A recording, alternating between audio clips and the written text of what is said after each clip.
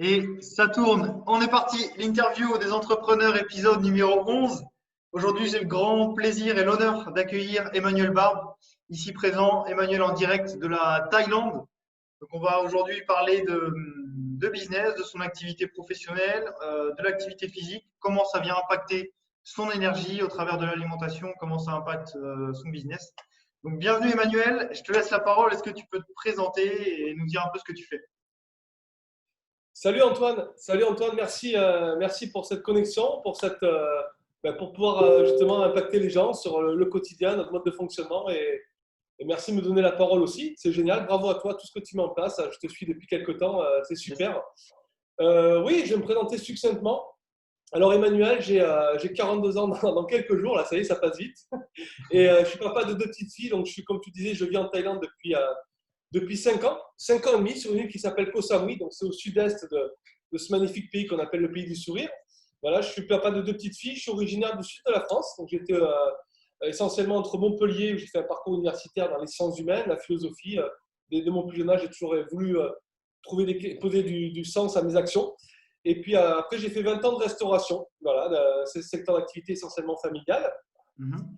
Et je suis arrivé rapidement à une évidence, c'est que même si les restaurants marchaient très bien, j'ai pu m'acheter une belle voiture, la voiture de mes rêves à 25 ans, mais j'avais jamais le temps de la conduire. Alors je me suis dit, Manuel, l'entrepreneuriat comme ça, non. Je me suis rendu compte que le plus important, c'est pas d'avoir beaucoup d'argent, c'est d'avoir du temps. Du Mhm. temps, parce que c'est la denrée la plus précieuse. Et du coup, ben, c'est ce qui m'a poussé à partir en Thaïlande pour avoir le style de vie qui me correspondait. C'est d'après moi la définition du bonheur, après y avoir réfléchi pas mal d'années, c'est d'avoir le style de vie qui nous correspond. C'est pas d'avoir 3 millions d'euros sur son compte en banque, c'est est-ce que je suis aligné avec ce que je fais. Et voilà, donc en Thaïlande, j'ai découvert une autre façon de travailler, j'ai découvert des technologies modernes, et puis j'ai commencé à me soucier un peu de ma santé, parce que je sais que c'est un secteur que tu connais bien. Ouais. Donc voilà, pour avoir l'énergie justement au quotidien, pour répondre aux actions, le monde va très vite maintenant au XXIe siècle, il faut être toujours proactif. Donc j'ai pris soin de ma santé, du sport, de la nutrition, et puis je suis devenu entrepreneur en ligne à temps plein depuis 2 ans. Voilà, j'ai complètement arrêté la restauration pour travailler depuis mon domicile. C'était mon objectif d'être un concept qu'on entend souvent, tu sais, c'est digital nomade, Ouais. de pouvoir faire cette activité partout dans le monde. Parce que c'est mon objectif, c'est de faire le tour du monde, mais en n'étant pas dépendant d'un bureau physique. Et là, pour le coup, l'objectif est rempli. Maintenant, il n'y a plus qu'à voyager dès que la crise sanitaire le permettra. Ouais. Voilà, rapidement mes centres d'intérêt pour donner un peu de sens jusqu'au bout, c'est que passionné par le développement personnel, c'est moi qui suis investisseur et qui suis dans l'éducation financière, c'est l'actif le plus rentable, hein, c'est investir sur soi-même avant tout.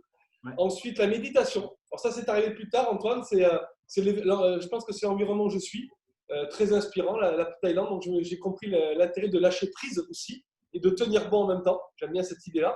Mhm. Voilà, le sport, la nutrition, c'est ce qui m'a permis de comprendre que finalement, en faisant attention à notre carrosserie, on n'en a qu'une. Pendant 80 ans, il faut en prendre soin. Et quand c'est le cas, ben, on n'a jamais de coup de barre, on n'a jamais de coup de fatigue, on a toujours de l'énergie. Et l'éducation financière, c'est mon quatrième pilier parce que c'est la seule qui permet de prendre sa vie en main. Et celui-ci, évidemment, on ne l'apprend pas à l'école non plus. Voilà un petit peu là. Top. Très belle, très beau parcours, belle présentation. On sent bien que tu es ouvert à plein de domaines, toujours en train de chercher de l'information, à t'intéresser à telle ou telle chose.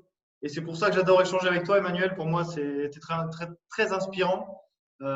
Toujours aller chercher le petit truc, la petite explication, le détail, et ça, c'est top. Ça, c'est top. Et comme tu l'as dit, voilà, le temps, c'est la denrée la plus précieuse. Donc, qu'est-ce qu'on fait de notre journée, qu'est-ce qu'on fait de notre temps? Et c'est pour ça que ça vaut le coup de, pourquoi pas, ouais, de se poser, de méditer, comme tu le disais, de bien réfléchir à ce que l'on veut, quelles actions on va poser en fonction de quels objectifs, qu'est-ce qui nous correspond, tout en étant épanoui et aligné, comme tu le disais, avec justement avec tout ça. Donc top, très bonne Ouais. présentation, Emmanuel. Donc maintenant, on va rentrer dans le vif du sujet. Tu l'as rapidement abordé. Comment l'activité physique vient impacter ton business, ton énergie au quotidien? Ouais, ok. Eh ben, effectivement, c'est ce qui a permis vraiment d'arriver à avoir les résultats que j'ai maintenant. J'ai trouvé l'indépendance sous toutes ses formes, physiques, géographiques, temporelles et financières désormais. C'est que j'ai lu un ouvrage que tu connais, que beaucoup de gens connaissent. En tout cas, je leur souhaite aux auditeurs d'acheter le livre s'ils n'ont jamais lu. C'est The Miracle Morning, The Hmm. Miracle Morning. Voilà, j'ai lu cet ouvrage il y a 3 ans et demi. Et là, il s'est passé quelque chose, un déclic, une petite fantaisie, une étincelle dans les yeux, comme les enfants qui vont au Euro Disney. Et il m'a fait comprendre en fait l'idée Alors souvent, on prétexte souvent, on procrastine, j'ai pas le temps, mais j'aurais pas le temps de faire du sport, j'ai pas le temps de lire, j'ai pas le temps de… En fait, la seule idée qu'il nous propose, c'est si tu travailles tôt le matin, au lieu de te lever à 7 heures, tu te lèves à 6 heures. Tu te lèves juste une heure avant, tu as besoin que d'une heure pour faire tout ça. Par contre, si tu mets cette heure en place tous les jours, ben, la magie de l'effet cumulé fait que ça va changer ta vie. Donc, pour répondre à ta question plus rapidement, en fait, Antoine, depuis 2 ans, sans interruption, j'allais dire qu'il pleuve, qu'il vente, qu'il neige. En Thaïlande, il ne neige pas, mais il peut Il neige pas beaucoup. pleuvoir au pire des cas. Mais il n'y a pas d'excuse. Voilà. C'est que je mets ça en place tous les jours. Je me lève à 6 heures tous les jours, tous les jours, tous les jours. Je me lève, je prends un jus de citron, toi qui connais bien la santé, donc je prends un jus de citron tiède pour pas qu'il y ait de choc thermique avec l'estomac, voilà, pour éliminer les toxines, détoxifier tout ça. Et après, la deuxième action, c'est d'aller courir 20-25 minutes tous les jours. Tous Voilà. les jours. Tous les jours, tous les jours. Le but, c'est pas de faire 15 km le dimanche, c'est de faire 4 km tous les jours. Voilà, c'est encore une fois l'effet cumulé, la constance, comme tu sais, la répétition qui est la mère des résultats, de l'habileté. Ouais. Donc je cours, une fois que j'ai fini de courir, un peu d'étirement, parce qu'à 42 ans, il faut penser à s'étirer, mais même à 20 ans, de toute façon. Même avant, ouais, voilà. c'est ce que j'allais dire. Ouais. Moi, j'ai compris ça très tard. C'est pour ça que souvent qu'on peut se blesser aussi. Donc il faut s'étirer, c'est important. Après, la méditation vient s'enclencher naturellement. C'est-à-dire qu'une fois qu'on a fait un effort physique, on s'est tiré, on vient se recueillir. Donc, dans la nature, ce que je fais, parce que mon environnement me le permet, je me connecte à la terre, en fait. Un peu comme du tai chi, tu sais. Je me connecte aux arbres, à la terre. Je vais chercher l'énergie au sol, à la gravité. Donc, ça, c'est très impactant. Et puis voilà, après le petit déjeuner, qui vient seulement après, toujours courir à jeun, faire l'effort physique à jeun pour renforcer son métabolisme. Une fois que tout ça est fait, 1 heure après, je déjeune. Alors, le déjeuner, il est moins sexy qu'une tartine beurrée, mais ça, tu le sais mieux que moi, hein, c'est ton travail. Ouais. Mais par contre, depuis que je fais ça, je ne baille plus, j'ai plus de fatigue, j'ai plus de coups de barre. Donc, le déjeuner type, en fait, Antoine, c'est des légumes et des fruits. Alors là aussi, les fruits, dans le pays où je me trouve, c'est génial. Dans ton C'est pays, ouais. de la vapeur. Ouais, voilà, c'est brocoli, c'est carottes, c'est chou-fleur, c'est mangue, c'est noix de coco. Alors, l'eau de coco, moi, c'est impératif tous les matins, l'eau de coco. Alors, on sait que c'est un des plus grands nutriments pour l'organisme, il apporte tout. Voilà. C'était même remplacé à l'époque sous perfusion pour les mamans qui avaient plus de lait. On donnait de l'eau de coco pour les bébés quand elles avaient plus de lait, ça apporte la même chose. Donc, c'est dire. Voilà, voilà un petit peu. Et je fais des jeûnes séquentiels. Voilà, ça aussi, j'ai découvert ça il y a 1 an. C'est génial, encore une fois, pour puiser dans les ressources, renforcer le métabolisme. 2 à 3 fois par semaine, je ne mange plus de 20 heures jusqu'à 13 heures le lendemain. Ça, c'est génial aussi, en termes d'énergie. C'est clair. Voilà pour la partie.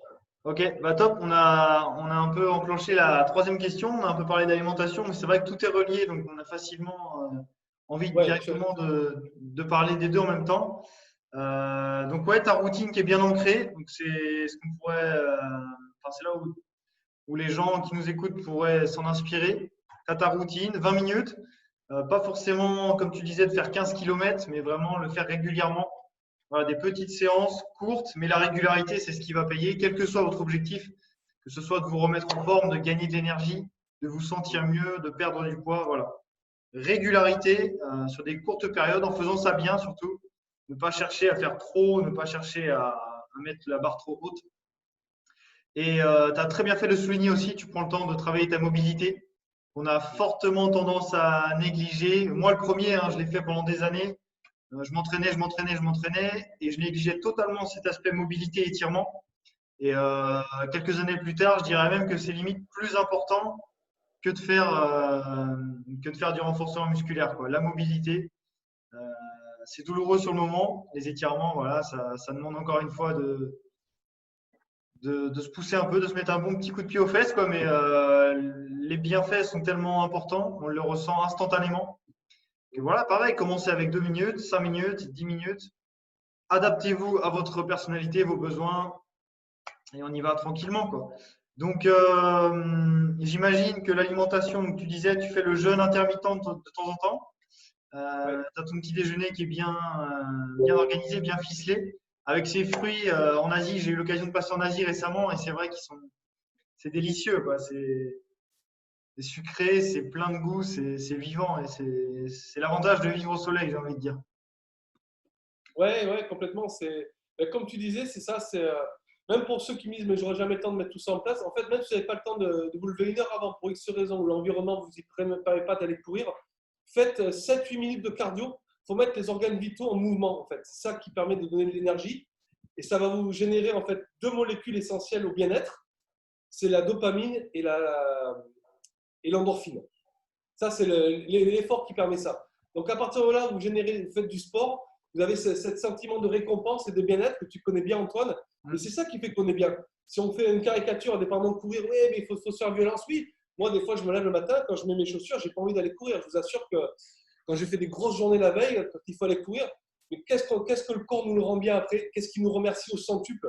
Après, on a une énergie qui est géniale parce qu'on dégage ces molécules dont tu parlais. Voilà, c'est voilà. Mais sérotonine, dopamine et, euh, et endorphine. Et si vous n'avez pas le temps de courir et de faire tout ça, ben, tu sais, du crossfit hein, ou alors du cardio, de l'aérobic, des exercices sur des applications mobiles qui sont géniaux, hein, des applications là, qui durent 7-8 minutes, hein, des phases de 30 secondes. Ça, on n'a pas besoin d'avoir plus. Hein. Ça. Sinon, je connais même une chaîne YouTube qui est sympathique, qui propose des entraînements au haut de corps assez courts, sans matériel, n'hésitez pas. Je vous mettrai le lien dans la description. C'est sympa, ça vient concurrencer un peu ces applications mobiles, mais ah ben voilà, ben, je suis content que la perche soit tendue, que tu puisses, au contraire, incarner par Antoine. Donc voilà, tout est dit. C'est ton domaine de compétence, donc c'est encore mieux qu'une application et qu'une voix robotisée là, qui veut rien, qui espère très peu. Voilà, on préfère celle d'Antoine. Ok, excellent. Yes. Oui. Donc voilà, bah, écoute, pour rebondir sur l'alimentation, voilà, ouais, tout est effectivement relié. Donc, ta question par alimentation, ouais, c'est les jeunes séquentiels, voilà, c'est toujours avoir la même dynamique. Les fruits et légumes, c'est encore une fois, c'est reporter le plaisir immédiat à un plaisir plus substantiel par la suite. C'est vrai que c'est moins sexy qu'une tartine beurrée, je disais tout à l'heure, mais alors, on n'a pas de coup de barre, quoi. C'est comme il faut éviter de manger trop de viande rouge pour ces raisons-là, je l'ai compris très tard aussi.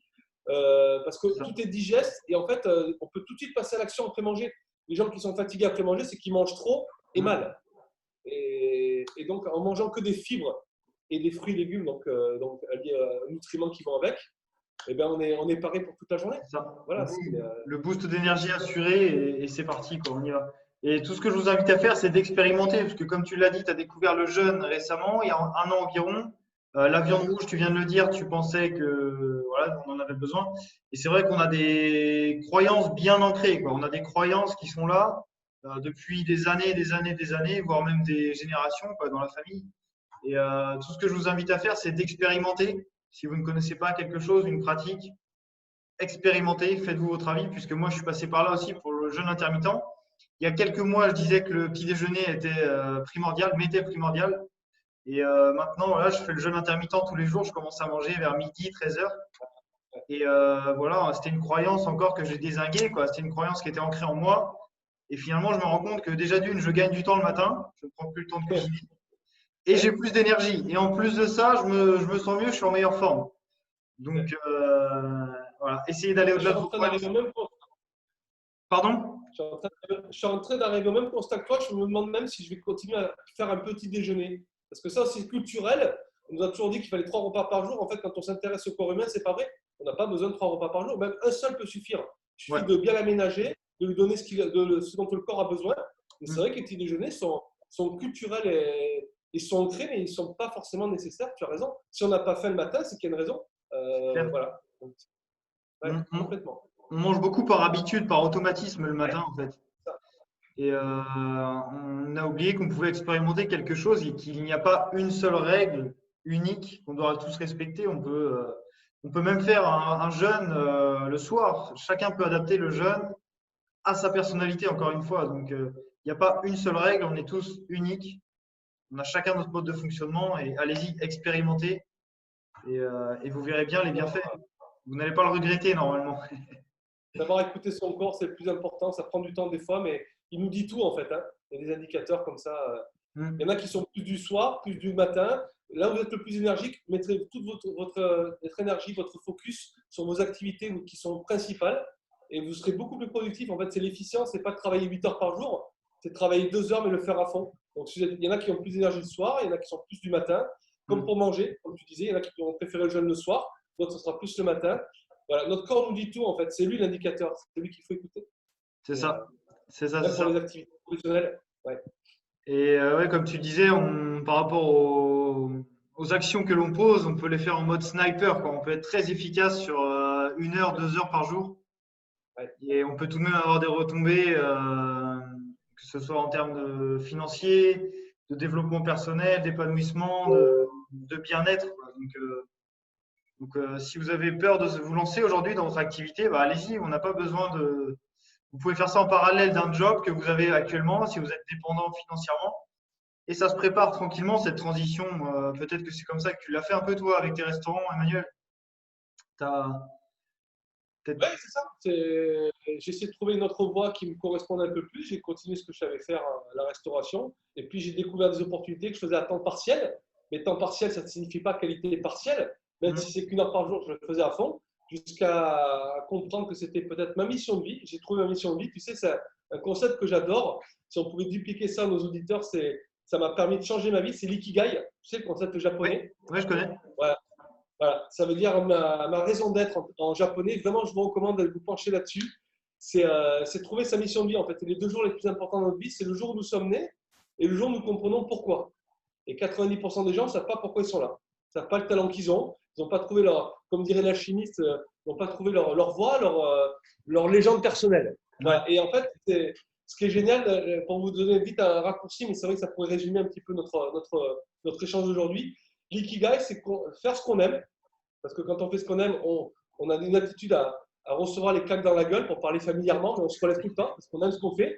Voilà, on a un vrai but. Être bon dans ce qu'on fait, parce qu'on peut être bon sans aimer ce qu'on fait. Il y a des gens qui font bien leur boulot, mais qui n'aiment pas ce qu'ils font. L'un n'est pas forcément synonyme, attention, c'est important.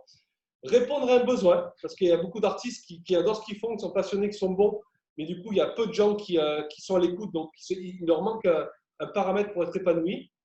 Et le quatrième, c'est de payer pour ça. Ça, c'est l'ikigai. Donc, du coup, c'est ce qui m'a permis, en temps partiel, de me former, de comprendre que la restauration, c'était plus pour moi. Et c'est devenu un temps partiel, un temps complet, pour ne faire que ça. Et tu as raison, même si on fait qu'1 heure par jour, on la fait bien. C'est faire de son mieux tout le temps. C'est pas de faire 4 heures. Comme on disait tout à l'heure, l'essentiel, c'est pas de courir 4 heures le dimanche, c'est de courir 20 minutes tous les jours. C'est ça qui va mener des résultats. C'est pas de courir 4 heures le dimanche. Et c'est pareil pour les activités à temps partiel. Yes, yes, yes, yes. Moi, tout ça, c'est hyper intéressant. On sent que tu as toutes tes connaissances qui sont tirées de ces livres, un peu à droite à Ouais. gauche, j'imagine. C'est lecture quotidienne, aller chercher de l'information et surtout mettre ces informations au service de la transformation, puisque l'information, on peut en consommer encore et encore et encore. Pour moi, c'est vraiment cette partie transformation qui est importante et ça passe par le passage à l'action, tout simplement, faire quelque chose. Voilà. La seule règle du bail, c'est apprendre, mais si on ne fait que lire et qu'on ne met pas en application, ça reste théorique et donc il ne se passera rien. L'attraction en elle-même, vouloir que son gazon soit toujours très vert, si on ne l'arrose pas, il ne sera pas vert, même si tous les jours on le supplie de l'être, ça ne suffit pas l'attraction tout seul. Donc vraiment passer à l'action, les amis, et c'est l'action qui motive. On dit toujours qu'il faut être motivé pour passer à l'action. Non, c'est vraiment le contraire, je l'ai compris aussi avec l'expérience, c'est de passer à l'action qui va nous motiver et pas le contraire. Là, cette idée reçue, il faut que je me motive pour passer à l'action. Non, passe à l'action, tu vas voir que c'est ça qui va te motiver. C'est clair. Ça, c'est vraiment. Ouais. Ça, je le ressens quand je fais une vidéo, un live. Ouais.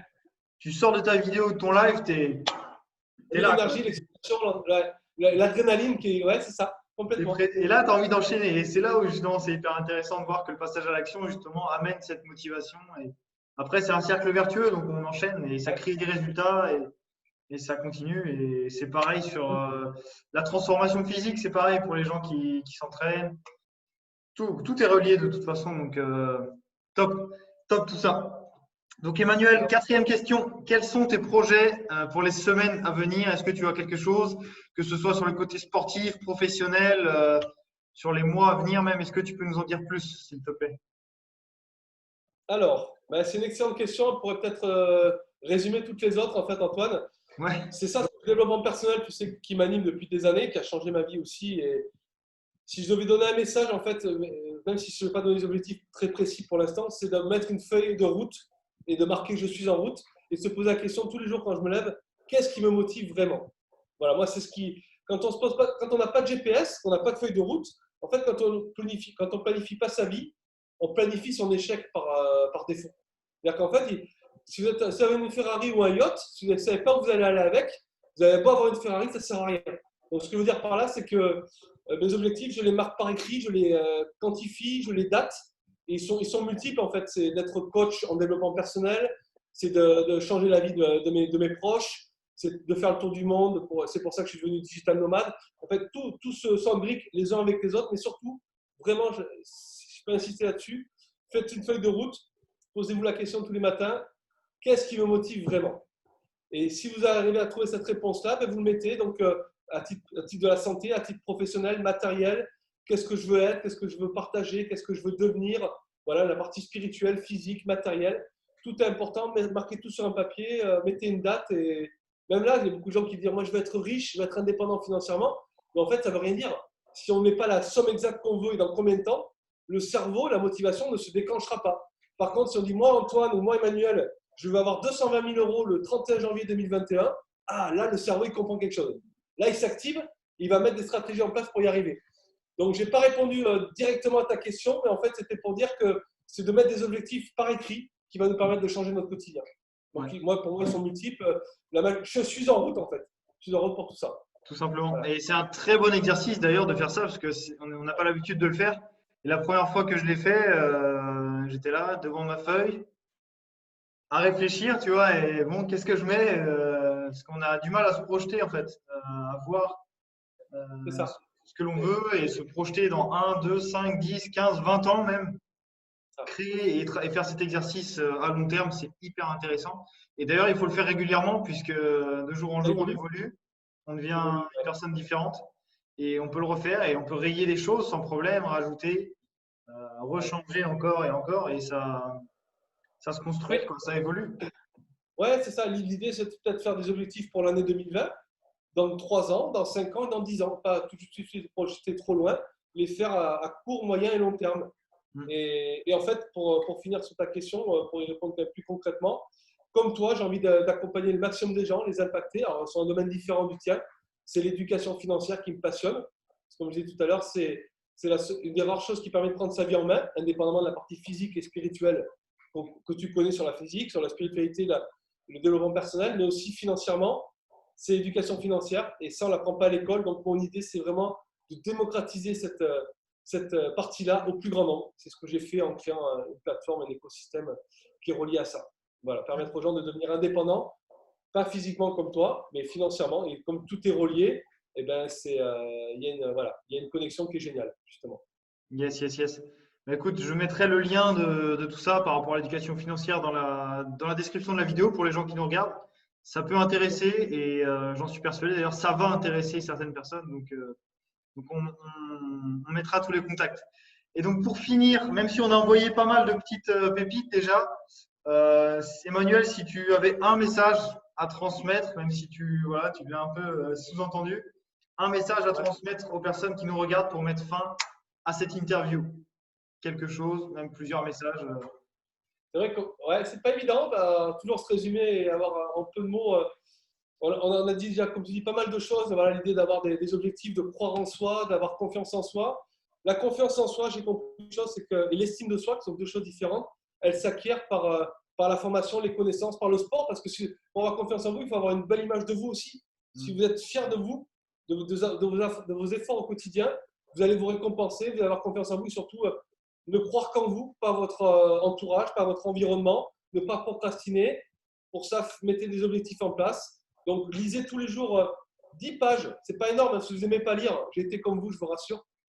Vous lisez 10 pages par jour, ça fait 15 livres par an. Est-ce que vous imaginez que vous serez la même personne après avoir lu 15 livres à la fin de l'année? Non, évidemment. Donc, développement personnel, un petit peu de sport. Pareil, ce n'est pas chronophage, 10 minutes par jour de sport, 10 pages de développement personnel. Prenez soin de vous et votre corps et votre esprit vous le rendra au centuple. Voilà, Antoine. Magnifique. Bah, écoute, merci Emmanuel. On finit là-dessus. J'ai pris extrêmement de plaisir une nouvelle fois à faire cette interview. Donc, je mettrai tous les liens dans la description. Et merci à celles et ceux qui nous ont regardés. Et puis, on se retrouve très bientôt pour la prochaine interview. Merci Emmanuel. Excellent. Merci à toi, Antoine. Merci pour le partage. À très, très vite.